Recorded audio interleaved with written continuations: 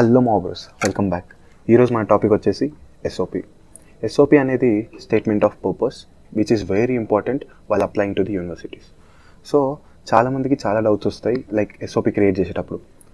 ముఖ్యంగా నేను యూనివర్సిటీస్కి అప్లై చేసేటప్పుడు చాలా యూట్యూబ్ ఛానల్స్ అవన్నీ రిఫర్ చేసిన, కానీ నాకంటూ పర్ఫెక్ట్ రిసోర్స్ ఎక్కడ దొరకలే. So that is the main purpose of this video.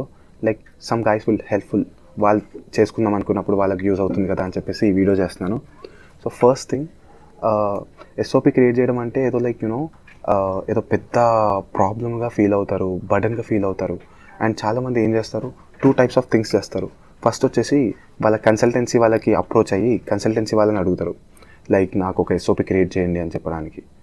Are else they'll go for ఆన్లైన్స్లో కానీ టెలిగ్రామ్స్ ఛానల్స్లో, వాట్సాప్ గ్రూప్స్లలో, దాంట్లో కూడా కొన్ని మెసేజ్ ఉంటాయి లైక్ ఎస్ఓపి తయారు చేస్తాం మేము 1 డేలో, like they'll take 1000 rupees for 1000 words or 1200 rupees for 1500 words.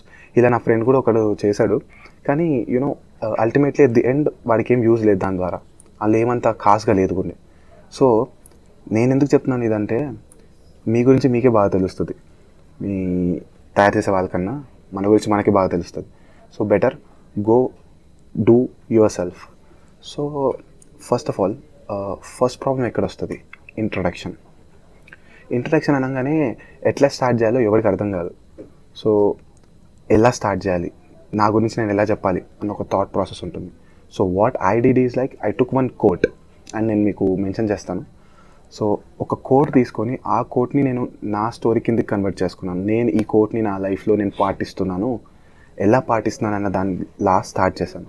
So like you better start with a quote. That is a wonderful choice to start an SOP. Later, point number 2, chronological order ni follow avandi. Like 7 passages ఉంటాయి. 7 passagesలో first passage introduction ఇవ్వండి as I said. And మీ లైఫ్లో, for example if you are a computer science student, మీ లైఫ్లో మీ computer science ఎక్కడ start అయింది, ఎక్కడ చూశారు. నేను నా ఫ్రెండ్స్తో కలిసి కంప్యూటర్ గేమ్స్ ఆడేవాను. That's how I was introduced to computers. ఈ పాయింట్ నేను అక్కడ మెన్షన్ చేశాను. అలా అప్పుడు నాకు ఒక థాట్ రైజ్ చేసింది, లైక్ కంప్యూటర్స్ ఎలా వర్క్ అవుతాయి అన్నది. అదే ఇంట్రెస్ట్ నన్ను ఇన్ఫర్మేషన్ టెక్నాలజీ తీసుకునేలా ట్రై చేసింది. ఇలా నేను నా ఇంట్రోని ఇచ్చాను. Similarly you guys can give your intro. So అలా we can do this. Next వచ్చేసి అలా క్రోనలాజికల్ ఆర్డర్ ఫాలో అవ్వండి. నెక్స్ట్ నీ స్కూల్ లైఫ్లో ఎక్కడ దీన్ని, సో ఎప్పుడైతే సరే పాయింట్ దాటేసి వెళ్ళకండి, అవుట్ ఆఫ్ ది బాక్స్ వెళ్ళకండి. మీరు మీ కోర్స్కి స్టిక్ అయి ఉండండి. For example it is a mechanical student, ఎవరైతే అప్లై చేసుకోవాలనుకుంటున్నాడో వాడి లైఫ్లో ఫస్ట్ మిషన్ ఎక్కడ చూశాడు, ఈ పాయింట్ బేస్ చేశాను అనుకోండి, that will be a good choice and a great choice. So అలా క్రానికలాజికల్ ఆర్డర్ని మీరు ఫాలో అవుతే నెక్స్ట్ మీ స్కూల్ లైఫ్, నెక్స్ట్ మీ ప్యాసేజ్లో మీ బీటెక్ లైఫ్, మీ అండర్ గ్రాడ్ లైఫ్, తర్వాత మీ ఇంటర్న్షిప్స్ ఏమన్నా ట్రై చేస్తే ఇంటర్న్షిప్స్ని కూడా మెన్షన్ చేయండి. అండ్ నెక్స్ట్ జాబ్ ఆపర్చునిటీస్, ఒకవేళ మీకు జాబ్ వస్తే యాజ్ సూన్ యాజ్ నాకు అండర్ గ్రాడ్ అయిపోయాక నేను జాబ్లో కూడా ల్యాండ్ అయ్యాను.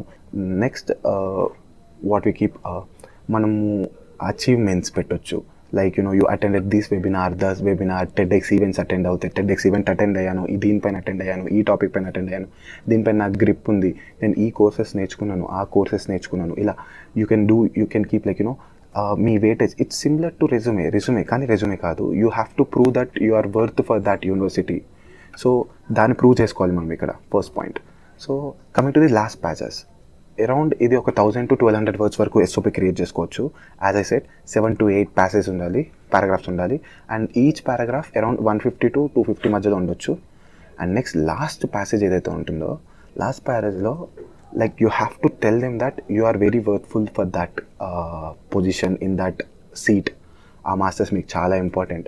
అండ్ మీరు మీ ఎస్ఓపిలో మీరు ఈ నేర్చుకుంటే మీకు ఎలాంటి ఉపయోగాలు ఉంటాయి, what are the opportunities you have, wide range spectrum ఎలా ఉంది, దాని యొక్క ఫ్యూచర్ ఎలా ఉంది, ఇది కూడా మీరు అక్కడ పెట్టాలి. నేను ఈ కోర్స్ నేర్చుకుంటున్నప్పుడు నాకు ఇంత యూస్ఫుల్ అవుతుంది, నా ఫ్యూచర్లో నాకు ఇంత యూస్ అవుతుంది అని చెప్పాలి. That is the most important thing. Next మీ యూనివర్సిటీలో, మీ ప్రెస్టేజ్ యూనివర్సిటీలో, మీ ఎస్టీమ్డ్ యూనివర్సిటీలో, మీ డీమ్డ్ యూనివర్సిటీలో ఇలా వాళ్ళని కొంచెం పొగుడుతూ మన గురించి మనం పొగడమే ఎస్ఓపి. సో ఇలా ఎండ్ చేసేసి లాస్ట్లీ నేను మీ అప్రూవల్ కోసం వెయిట్ చేస్తూ ఉంటాను. అని చెప్పేసి మీ నేమ్ ఇచ్చేసేయండి, పర్ఫెక్ట్ అవుతుంది. And trust me, that will be work.